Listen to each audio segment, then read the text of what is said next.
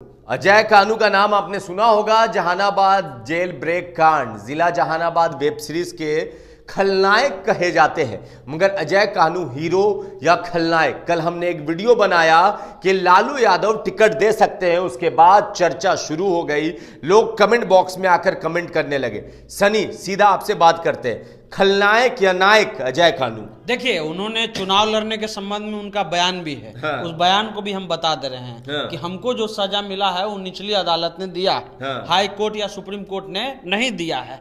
चुनाव लड़ने पर हम शुरुआत से ही राजनीतिक व्यक्ति हैं। हालांकि नियम के तहत वो चुनाव नहीं लड़ सकते हैं, लेकिन उन्होंने अपनी पत्नी को चुनाव लड़वाया भी था।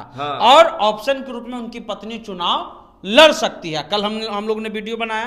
और कानू समाज के जितने भी युवा तुर्क थे, सब ने आकर के कमेंट किया। क्या कमेंट किया कि ये दलितों और पिछड़ों के मसीहा हैं जहानाबाद में। और जहानाबाद में हम आपको बता दें कि अजय कानू ही थे जिन्होंने रणवीर सेना यानी बड़मेश्वर मुखिया के कुछ लोगों को ये उठा करके ले गए थे, टांग करके जेल में से। उसी पे आते हैं। कि कहा जाता है कि 1990 के बाद के दौर में अति पिछड़ा दलित पे अत्याचार होता था। क्या उसी के बदले में अजय कानू खड़े हुए थे या फिर इन्होंने अत्याचार किया? नहीं, एकदम बहुत सारा जो है क्लियर चीजें हैं। जहानाबाद बथानी टोला कांड, ठीक है, लगभग जो है वो 60 दलितों की हत्या 1997 30 दिसंबर, 1999 शंकर बिघा रणवीर सेना ने 23 लोगों की हत्या की।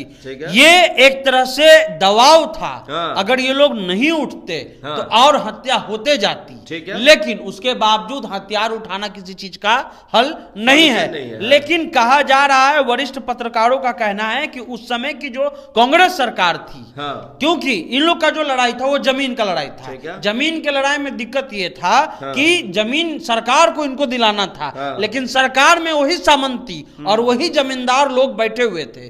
तो इन लोगों को मजबूर किया गया कि सरकार भी तुम्हारा और हम तुम्हारे 97 और 99 में हम तुम्हारे बहन बेटी को मारेंगे भी। और सरकार के पास तुम जाओगे तो सरकार में पैरवी करने वाला जो लोग है वो भी मेरा ही है। तो अंततः इन लोगों ने ऐसा फैसला लिया। माओवादी के रूप में भी इनको जाना जाता है, माओवादी भी कहा जाता है। हालांकि अभी हाई कोर्ट और सुप्रीम कोर्ट से इसका परिमाण, इसका जो है एक तरह से फैसला नहीं हुआ है। निचली अदालत ने जरूर कुछ फैसला इनके खिलाफ दिया है, लेकिन ये 2 दशक का जातीय संघर्ष था। अब जाके अजय कानू को लोग, उनके समाज के लोग, जो कमेंट आया है, क्या क्रूर समझते हैं, खलनायक समझते हैं या नायक समझते हैं? भैया, हमने आपको क्या कहा? हमारा जमीन, ठीक है, हमारा जमीन आप छीन रहे हैं, हमारे बहन बेटी को मार भी दिए, ठीक है। अब हम गए सरकार के पास, और सरकार में जो लोग जमीन हमारा छीन रहा है वो लोग सरकार में भी बैठा हुआ है।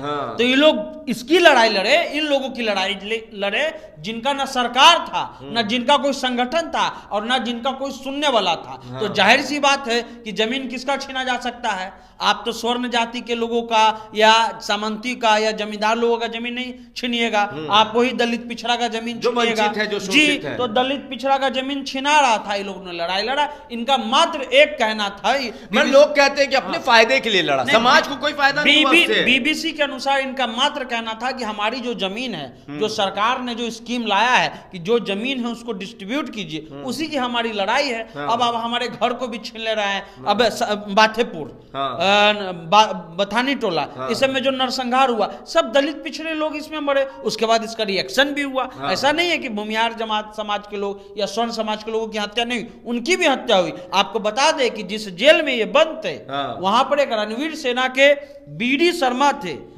बीनू शर्मा की हत्या उसी जेल में हो गई जिस जेल में अजय कानू बंद थे।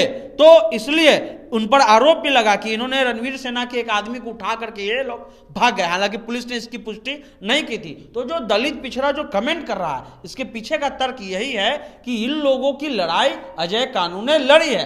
हालांकि कानून के रूप में, संविधान के रूप में ये गलत है हथियार उठाना, लेकिन जो समाज है, जो सामाजिक लड़ाई थी, जो जमीन की लड़ाई थी, माओवादी और रणवीर सेना और या अजय कानू और रणवीर सेना की लड़ाई थी, इसमें जो पिछड़ा और अति पिछड़ा समाज है वो अजय कानू को अपना महानायक मानता है। एक आखिरी सवाल कर लेते हैं अब, क्या क्योंकि टिकट बंटवारा हो रहा है, हाँ। एक एक करके लालू यादव टिकट बांट रहे हैं, अशोक महतो हो गए, कुमार सर्वजीत हो गए, श्रवण कुशवाहा हो गए, हाँ। पिछड़े जाति पे दाव लगाया जा रहा है, ठीक है, अति पिछड़े जाति पे।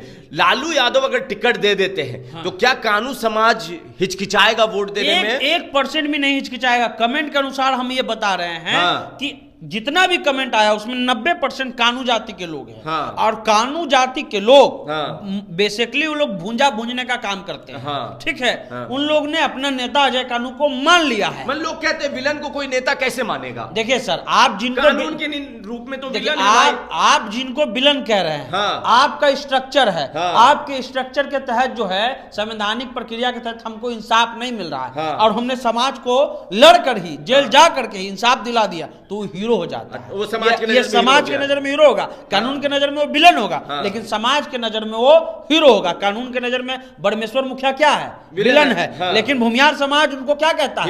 हीरो मानता है। यही एक प्रक्रिया है, हाँ। तो जो पिछड़ा अति पिछड़ा समाज है, हाँ। वो अजय कानू को अपना हीरो मानता है। तो मतलब वोट चढ़ कर होगा? वोट चढ़ के नहीं देगा, हाँ। अति पिछड़ा जाति जिसके बदौलत नीतीश कुमार इतना एक तरह से मजबूत हुए हैं, हाँ। वो सिर्फ चुनाव में ही नहीं, हाँ। विधानसभा चुनाव में भी इनको फायदा होगा, क्योंकि टूट हो जाएगा ना, अति पिछड़ा समाज टूट जाएगा। आप कह रहे हैं कि अजय कानू को जहानाबाद सीट देने से, हाँ। 2025 में भी इसका असर दिखेगा? 25 में तेजस्वी को इसका फायदा होगा, हाँ। क्योंकि नीतीश कुमार किसका वोट ले रहे हैं? कानू का, कलवार का, ठठेरा का, कहार का, यही लोग का ना वोट लेकर के जीत रहे हैं, हाँ। लेकिन अगर आप इनको मौका दीजिएगा, हाँ। तो इसको इनका नेता बनेगा, हाँ। तो पहले अपना नेता देखेगा, उसके बाद कोई और देखेगा। चलिए, तो देखिए अजय कानू के आने से एक बहुत फायदा होगा।